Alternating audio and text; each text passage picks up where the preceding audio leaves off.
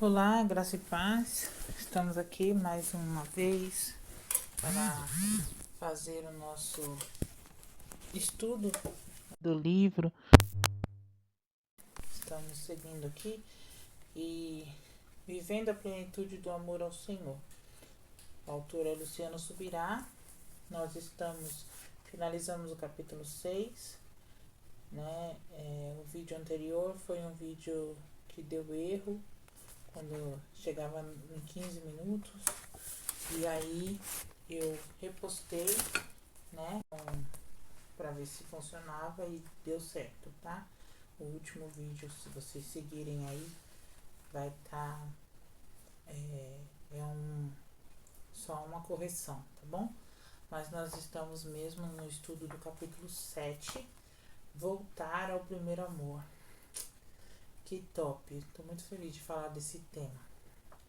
A maior dificuldade na conversão é ganhar o coração para Deus, e a maior dificuldade após a conversão é manter o coração com Deus. John Flavel. Então vamos começar aqui a leitura e vamos conversando um pouquinho. Há muitos anos fui ao supermercado para fazer uma compra. Não era o que poderíamos chamar de compra do mês, apenas uma comprinha, daquelas para suprir necessidades de 1 ou 2 dias. Saí de casa com certa quantia em dinheiro e, portanto, fui somando mentalmente o preço dos produtos para não exceder o valor que levara comigo. Quem nunca, né?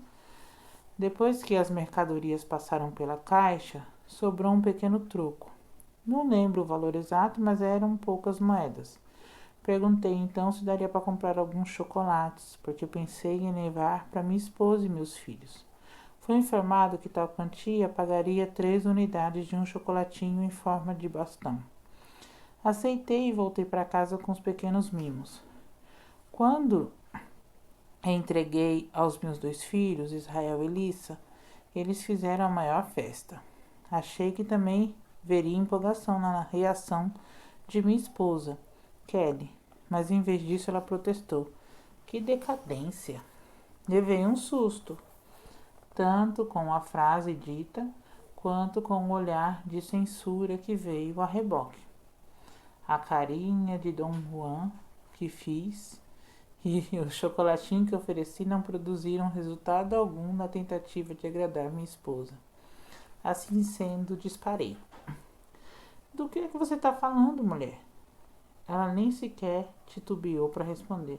No início, quando começamos a namorar, você me trazia chocolates finos e importados. Depois que ficamos noivos, você começou a aparecer com caixinhas de bombons sortidos. Quando nos casamos, passou a trazer um bombom médio por vez. Agora, só um chocolate pequeno e barato. Onde é que isso vai parar? Caímos na gargalhada para o protesto da Kelly. Depois, no entanto, percebi que havia um fundo de razão. Comecei a repensar minha dedicação em agradá-la e concluí que ela estava certa. É claro que eu ainda a amava. Eu realmente não achava que houvesse perdido o amor. Porém, ficou evidente que o empenho em agradar minha esposa já não era o mesmo do começo. E a gente tem dessas, né? Vamos combinar. Todo relacionamento amadurece e nem tudo será para sempre como foi no início. Eu poderia mencionar muitas coisas que melhoraram ao longo dos anos, mas o fato é que nesse aspecto específico, expressão de valorização e carinho, eu havia decaído. Chocolates populares também podem ser gostosos, mas não são tão românticos. Eu pedi perdão à minha esposa e prometi resgatar o que deixara de lado. Obviamente, voltei a presenteá-la com seus bombons preferidos. O episódio rendeu mais reflexões. Se essa baixa na dedicação acontece em um relacionamento humano, natural, por que deduzir que não aconteceria no plano espiritual? Da mesma forma que com a rotina perdemos a paixão e a intensidade do amor para com certas pessoas que de fato amamos, também permitimos aos poucos e inconscientemente que nosso relacionamento com o Senhor sofra desgastes.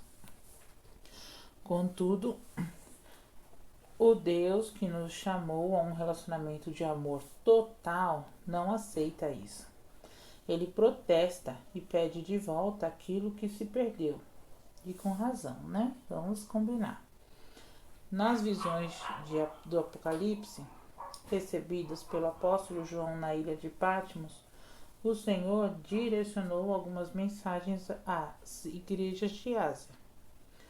Em carta endereçada à igreja de Éfeso, Jesus protestou especificamente contra a decadência do amor. Ele acusou a perda do que chamou de primeiro amor. Então vamos lá. Apocalipse 2, de 2 a 5. Conheço as obras que você realiza, tanto o seu esforço como a sua perseverança. Sei que você não pode suportar os maus e que pôs à prova os que se declaram apóstolos e não são. E descobriu que são mentirosos. Você tem perseverança e suportou provas por causa do meu nome sem esmorecer. Tenho, porém, contra você o seguinte: você abandonou o seu primeiro amor. Então, lembre-se, pois, de onde você caiu, arrependa-se e volte à prática das primeiras obras. Se você não se arrepender, virei até você e tirarei o seu candelabro do lugar. Apocalipse 2, de 2 a 5. Então, vamos lá, o que é, né? O que é o primeiro amor que o Senhor Jesus se refere? Então, vamos entender isso aqui. É um fogo de grande intensidade em nosso íntimo que coloca Jesus acima das demais coisas, sabe? E é verdade. E isso não é baseado apenas nas nossas experiências, né? Não. De tantos outros que compartilharam também das mesmas sensações. Quem aponta essa qualidade de resposta é a própria palavra de Deus que fala sobre isso. Da reação interior foi bem exemplificada em parábolas, tá? Abre aí a sua Bíblia em Mateus 13, do 44 a 46, que diz o seguinte: o reino dos céus é semelhante a um tesouro escondido no campo, que um homem achou e escondeu. Então, transbordante de alegria, vai, vende tudo o que tem e compra aquele campo. Estava que transbordante de alegria. O reino dos céus é também semelhante a um homem que negocia e procura boas pérolas.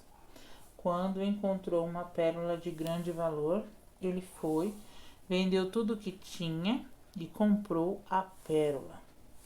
Então, o Senhor falava de alguém que, além de transbordar de alegria por ter encontrado o reino de Deus, ainda estava disposto a abrir mão de tudo que tinha para desfrutar do valioso achado.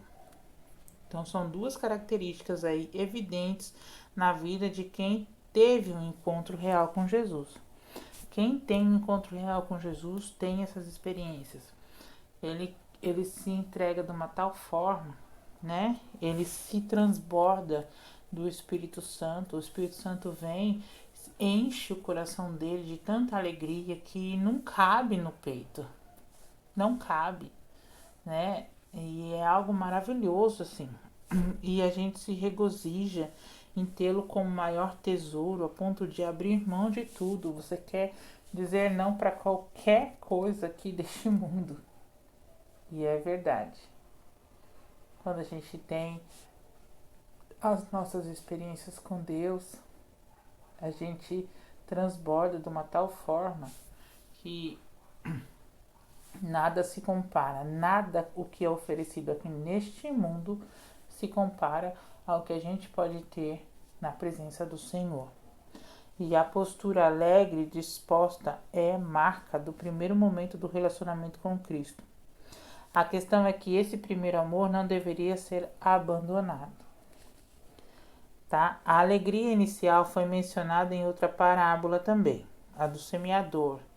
Nela, Jesus aponta que o fogo, o mesmo que no princípio ardeu intensamente, pode ser apagado. O que foi Mateus 13, do 20 a 21.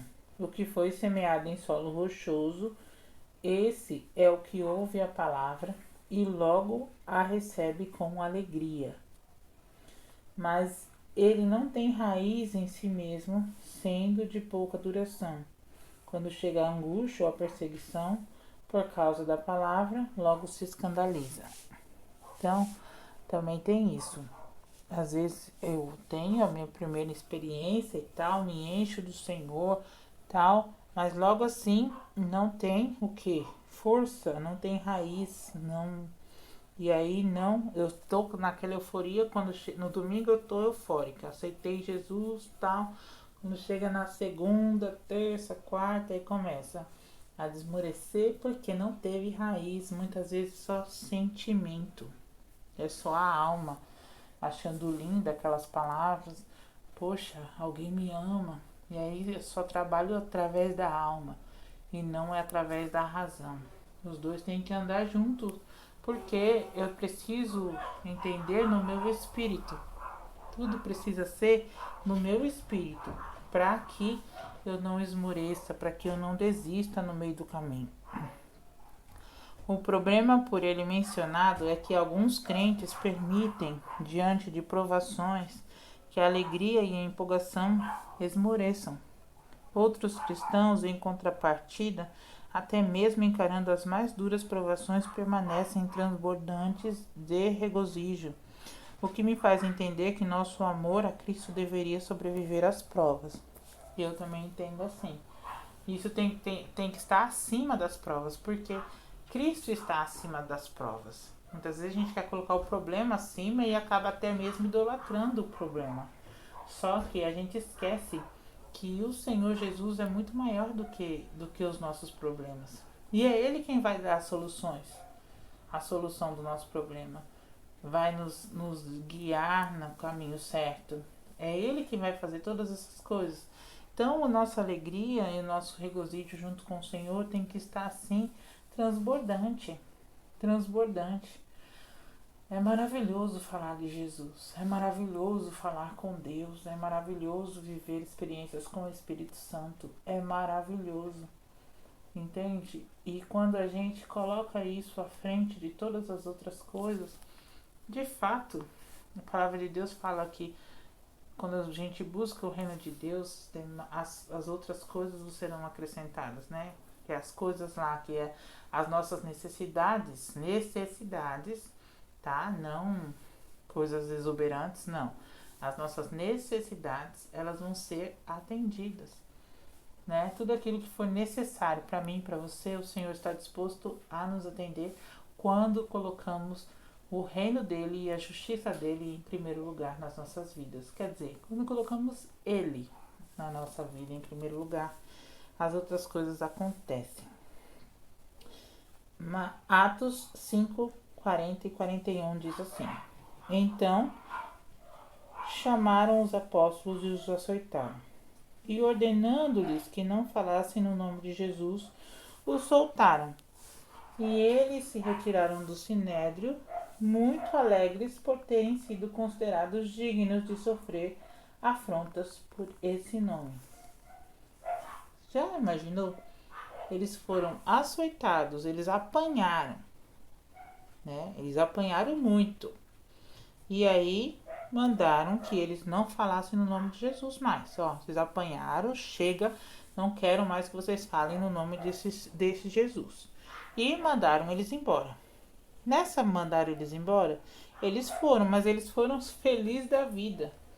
Porque, puxa, eu fui digno de sofrer, de apanhar por causa de Jesus. Vocês já pararam para pensar o quanto isso é maluco? Quanto isso é doideira? É que nem você vai lá, para lá na cadeia, porque você tá falando de Jesus ou tá vivendo algo injustiçado você é. Porque você não cometeu nada errado, você não cometeu, né? E aí você para lá na cadeia. Qual que é a tendência nossa? De falar, poxa, eu tô aqui, eu não acredito que eu vim parar nesse lugar, eu não mereço estar aqui, eu não fiz nada de errado, né? Imagina, e aí você já começa a sofrer, porque aí tem toda aquela coisa toda dentro da cadeia, né? Que é muito dolorido. Eu imagino, né? Nunca fui pra cadeia, mas eu imagino o quanto deve ser muito ruim. E aí você sofre, né? Sofre por conta dos presos, sofre por conta dos carcereiros, sofre, né? Por tudo, distância de estar longe da sua família. E aí você, em vez de ficar feliz, você fica o quê? Triste, né? A nossa tendência é essa. Mas não foi o caso aqui. O caso aqui foi que eles se alegraram de ter sofrido, apanhado por conta do nome de Jesus. Será que eu e você também teríamos essa mesma disposição de se alegrar no Senhor? Porque, querendo ou não, o que me veio a, a mente agora também foi José. José, né? Que foi vendido como escravo e aí foi parar na prisão. E ele não teve também. Claro que na época ele nem sabia de Jesus, mas ele tinha certeza que Deus estava com ele, que tinha algo melhor para ele, maior. E no final, quando ele vê, né, no final da sua história, quando ele se depara lá com o faraó e vira governador, é uma história que teve um final muito bonito. Os nossos lindos apóstolos aqui, o final da história deles não é tão bonito assim, porque eles acabam morrendo aqui nessa terra. Mas eles morreram como mártires, né? E aí, mas quando você ouve, né? Você entende que eles estavam felizes em morrer pelo nome de Cristo, em poder mostrar ao mundo, né? Que eles também tiveram a sua parcela ali, né, em levar em fazer o reino de Deus crescer aqui nessa terra, né? Quando alguém tem a revelação correta do Evangelho, o reino de Deus passa a ser prioridade absoluta. É assim que começa a jornada de cumprimento do maior mandamento: amar a Deus de todo o coração, alma, entendimento e forças, mesmo quando estas são desafiadas por ações. O primeiro amor, seja aquele do começo, seja o que vem sendo conservado depois de muita caminhada, certamente leva-nos a viver intensamente a fé. Foi assim desde o início da era cristã. Atos 2, 41 a 47. Então os que aceitaram a palavra de Pedro foram batizados, havendo um acréscimo naquele dia de quase 3.000 pessoas. E perseveraram na doutrina dos apóstolos e na comunhão, e no partir do pão e nas orações. E cada alma havia temor, e muitos prodígios e sinais eram feitos por meio dos apóstolos. Todos os que criam estavam juntos e tinham tudo em comum. Vendiam as suas propriedades e bens, distribuindo o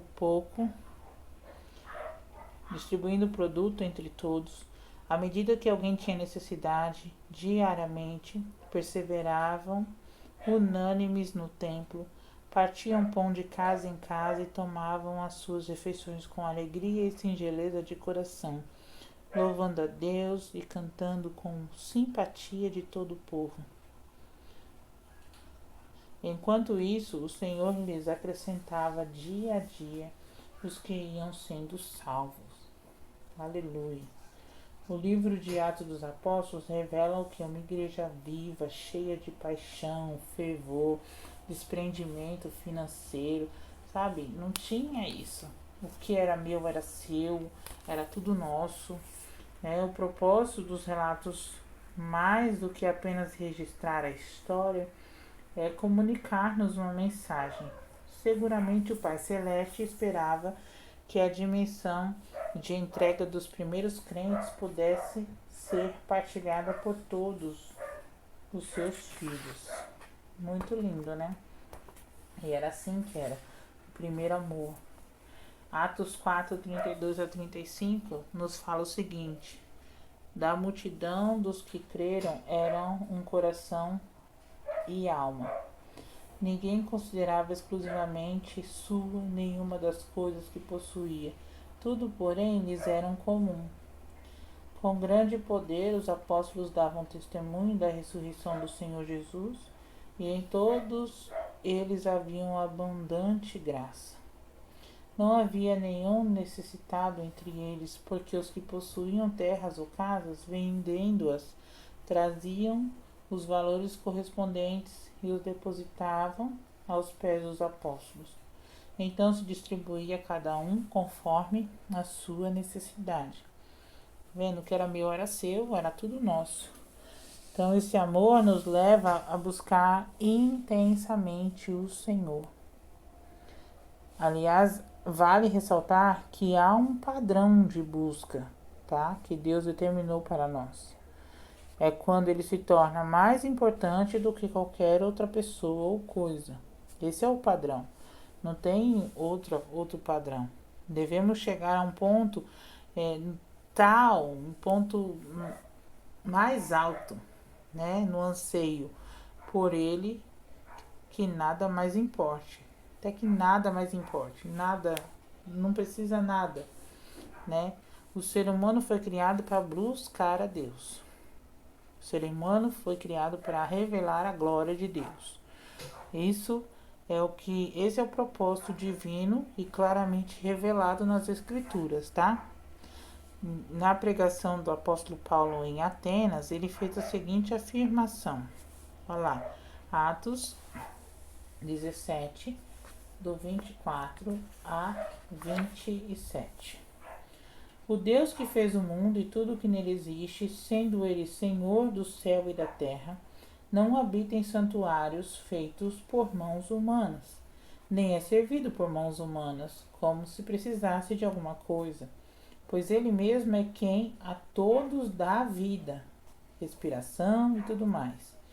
De um só homem fez todas as nações, para habitarem sobre a face da terra, havendo fixado os tempos previamente estabelecidos e os limites da sua habitação, para buscarem Deus, se porventura tateando o possam achar, ainda que não esteja longe de cada um de nós. Então, essa é a declaração bíblica muito específica, né, gente? O homem foi criado e estabelecido na terra para buscar a Deus. Mesmo que tateando, ou seja, mesmo que tiver alguma cegueira espiritual aí no meio do caminho, né, é possível notar quanto o Criador quer ser achado. Porque ele está disposto, mesmo que ainda tenha essa cegueira aí, ele está disposto e ele quer ser achado. Buscar-me-eis e me achareis, quando me buscardes de todo o coração. Jeremias 29, 13. Vocês me buscam e eu vou ser achado. É importante acrescentar que Deus não espera apenas que os homens o busquem, tá? Mas que o façam de forma correta. Então, o Senhor explica o que é necessário para encontrá-lo. A gente precisa o quê? Buscar ele de todo o coração. Então, é mais uma em que dedicamos tudo de nós. Não pode ser uma busca, vou buscar ele de qualquer jeito. Fazer igual Caim, quando foi lá entregar a oferta. Foi lá, recolheu uns cereais lá de qualquer jeito, não teve a delicadeza de ver o melhor para o Senhor, não teve aquela... porque o Senhor estava disposto a receber a oferta dele. Não é porque era uma oferta de cereal que o Senhor não iria receber. Não, não era isso. É que Caim foi lá e pegou de qualquer jeito, fez de qualquer jeito, não teve a a alegria e a delicadeza de preparar o melhor, as primícias. Não. Então, quando a gente faz as coisas de qualquer jeito, quando a gente busca Deus de qualquer jeito, quando a gente não se prepara, e isso é em qualquer área da nossa vida, não é só na igreja, não. Isso é na área da nossa vida. A gente quer fazer as coisas, quando a gente está dentro de casa, não limpa a casa direito, não tem uma conversa decente com as pessoas dentro da nossa própria casa. Quando a gente faz as coisas de qualquer jeito, a gente esquece que a gente servindo ao outro, a gente está servindo ao Senhor. A gente não cozinha direito, faz de qualquer jeito, aquela coisa suja, aquela gororoba, porque, é daqui mesmo, não tem problema. Não, gente, não. Tá tudo. Quando a gente faz qualquer coisa, a gente tem que se lembrar. Nós servimos primeiro a quem? A Deus. E se a gente serve a Deus, quando a gente faz as coisas para o nosso irmão, para as pessoas próximas a nós estamos fazendo como para o Senhor.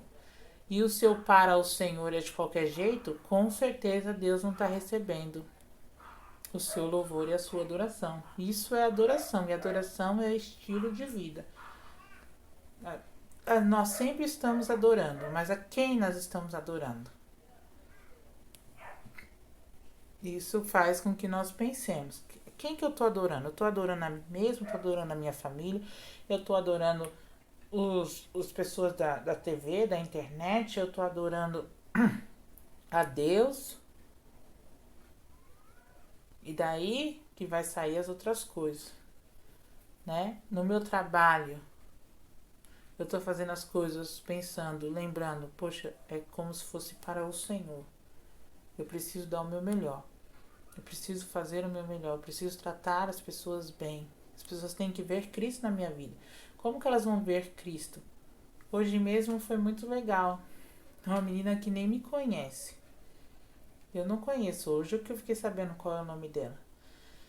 Nós trabalhamos juntas ali. E aí a minha supervisora veio e falou. Aí daqui a pouco ela olhou pra mim e falou assim: você é uma fofa. Você é tão fofa. Olha só que coisa linda. Você é tão fofa. Mas eu nunca falei com ela. Olha só que interessante. Nunca. Hoje que eu troquei algumas palavras com ela, mas nada assim exuberante. E aí ela soltou isso pra mim. Aí eu, nossa, obrigada. Fiquei até lisonjeada. Mas o que é isso? É da Delma? Não, não é da Delma. Isso vem do Espírito Santo de Deus. Porque sou eu, mas tem alguém mais junto comigo, que é o Espírito Santo. E se ele não se destaca, eu nunca vou me destacar. Porque eu só tenho esse jeito, essa forma, sou dessa maneira por conta do Senhor. Porque eu sei que eu sou uma zero à esquerda. Sem Cristo eu nada seria, né? Sem Cristo eu não sei andar, sem Cristo eu morreria, e assim vai, certo? Porque é o Espírito Santo que me molda e que me transforma e que me faz enxergar, e as pessoas me enxergam de uma maneira melhor que nem eu consigo enxergar. Mas é o Senhor, a beleza vem do Senhor, né? E que nós possamos querer buscar o Senhor mesmo de todo o coração. A cada dia um renovo com o Senhor. Cada dia uma força maior, né? Uma intensidade, um desejo, uma busca total para o Senhor, certo? Tem a ver com a intensidade da busca, né? Tem a ver com o desejo que desperta tal busca. Eu desejo e eu intensifico aquilo, né? Parte disso. O Senhor não espera que o amemos por obrigação. Eu tenho que amar a Deus, então eu vou amar de qualquer jeito mesmo. Não. Ele nos criou com livre-arbítrio, na expectativa de que nós o escolhêssemos. Eu escolhi servir ao Senhor. Então, nesse sentido, o primeiro amor é a combinação de desejo e devoção, e ambos tidos em profundidade. Esse amor que parte de um desejo por ele e é expressado em intensidade a ponto de nada mais importar. Além de impulsionar a busca, também culmina em trabalho. Jesus relacionou o amor a obras quando disse a Pedro que se ele o amasse, pastoreasse seu rebanho. Pedro, tu me amas? Apacenta as minhas ovelhas. Lembra disso? Então, é o que? Se você ama o Senhor, você vai querer fazer para o Senhor. Apesar de saber que não importa o que nós façamos, nada vai superar, né, o que Cristo fez na cruz por nós. Nada vai superar, aquilo foi graça, somente graça. Então, mas o que que faz? Quando a gente tem esse sentimento, né, de agradecimento dentro de nós, poxa, eu sou tão agradecida àquela pessoa, que a gente busca fazer tudo por ela. Mas não é no intuito de pagar, é no intuito de gratidão, tá? Essa é a intensidade. O apóstolo Paulo ressalta que o amor de Cristo, ou o entendimento da profundidade desse amor, constrange-nos a não mais viver para nós mesmos, e sim para Ele. Olha lá, 2 Coríntios 5, 14 e 15. Pois o amor de Cristo nos constrange, julgando nós isto: um morreu por todos, logo todos morreram. E ele morreu por todos, para que os que vivem não vivam mais para si mesmos, mas para aquele que por eles morreu e ressuscitou. Então, o amor de Cristo me constrange tanto ao ponto de falar assim: eu não quero essa vida mais para mim. Eu não sou mais eu, Cristo vive em mim. Certo? Quando eu entreguei a Jesus, meu rei, o milagre aconteceu. Vivo não mais eu, mas Cristo vive em mim. Essa vida aqui já não me importa mais. Tudo que eu faço, tudo que a gente tem que fazer é pensando que é para Jesus. É para Jesus. Ah, você é casado, você tem uma família, cuide da sua família, porque Jesus quer que você faça isso. Jesus te deu o teu marido, Jesus te deu os teus filhos para que você cuidasse deles, amasse eles, né? E através da vida deles você fosse moldado. Eu sou moldada através da vida do meu marido, através da vida dos meus filhos, porque é aonde eu preciso expressar o amor de Cristo. É ali, é aqui na minha casa, em primeiro lugar, ao ponto desse amor transbordar tanto que vai espalhar para fora e vai respingar lá fora, porque a gente não consegue ser falso dentro de casa. A gente pode até tentar ser falso lá fora. A gente até consegue 1, 2 dias, depois já começa já a não conseguir mais, né? E eu não quero ser falsa, eu quero ser verdadeira, porque o meu Senhor, Ele é verdade, certo? E foi esse constrangimento de amor que fez com que o apóstolo trabalhasse muito para o Senhor, mais que os demais apóstolos. Lá em 1 Coríntios 15, 10 diz assim: mas pela graça de Deus sou o que sou, e a sua graça que me foi concedida não se tornou vã. Pelo contrário, trabalhei muito mais do que todos eles. Todavia, não eu, mas a graça de Deus comigo. Então, Paulo foi tanto constrangido que ele fez muito mais que muitos outros, mas cada um teve o seu papel na história, como hoje. Tem pessoas aí que fazem muito mais do que eu faço e tem pessoas que fazem muito menos do que eu faço. E isso não é importante. O importante é o que eu estou fazendo, se isso é para o reino de Deus. Porque o Senhor quer que nós façamos parte. O Senhor nos convidou e Ele nos posicionou e Ele nos intimou a fazer parte. Porque se você o escolheu para ser o seu Senhor, se você o aceitou no seu coração, se você se encheu da graça do Senhor, você tem lá o comissionamento de ir por todo mundo e pregar o evangelho a toda criatura. Você tem o comissionamento de ir fazer discípulos de todas as nações e batizando-os em nome do Pai, ensinando-os a guardar, entendeu? Isso é o que? O comissionamento. O Senhor deixou isso para nós. E se você faz parte desse reino, do reino de Deus, você precisa falar, declarar, mostrar ao mundo que você é filho de Deus, que você é filho de Deus, certo? O primeiro amor é uma profunda resposta ao entendimento do amor de Cristo, que leva a buscar e a servir ao Senhor com intensidade e paixão. E isso deve atingir a cada um de nós. Amém? Glória a Deus. Estamos só começando, hein, irmãos? E o negócio começa a ficar quente, né? E isso traz muita alegria aos corações, porque nos posiciona e nos direciona. Então vamos orar. Deus querido, Pai eterno, nós estamos aqui, ó Deus, estudando esse tema tão profundo, né? De volta ao primeiro amor. Muitas vezes, ó Pai, no dia a dia, na correria, nós acabamos nos esquecendo mesmo, e até passa batido, a gente busca fazer somente as nossas vontades e vai passando, vai ficando e vai esfriando, né, de uma maneira que se torna rotina.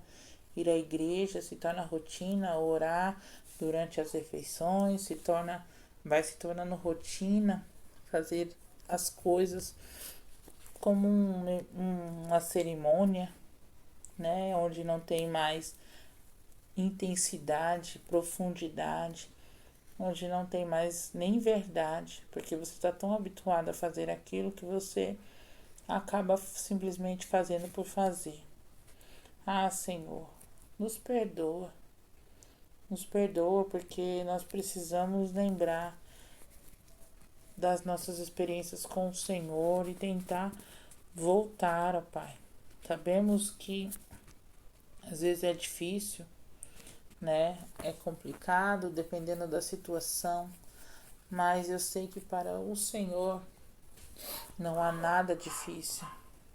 O Senhor é o Deus do impossível.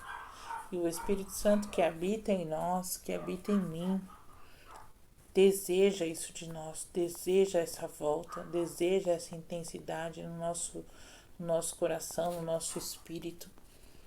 Então, Espírito Santo, queima sobre nós, queima com o teu fogo consumidor e vem sobre nós, nos refina ao ponto de compreender que o Senhor está muito perto, querendo que nós nos acheguemos a Ti com essa verdade. E vem com Teu amor, com Tua graça, vem e transborda em nós, para que isso se espalhe sobre a nossa família, se espalhe sobre as pessoas que estão próximas a nós, no nosso trabalho, na nossa escola, onde quer que nós estejamos. Faça isso, Senhor. Faça isso e transborde, ó Pai, por favor, porque nós queremos, ó Deus, continuar, ó Pai, ouvindo a Tua voz e dizendo sim, sim, sim. Eis-me aqui, Senhor, outra vez, diante de Ti, abro o meu coração. Senhor, é assim que nós queremos. Queremos voltar ao primeiro amor. Fala conosco, Espírito Santo. Continua ministrando em nossos corações. Em nome de Jesus que nós oramos. Amém.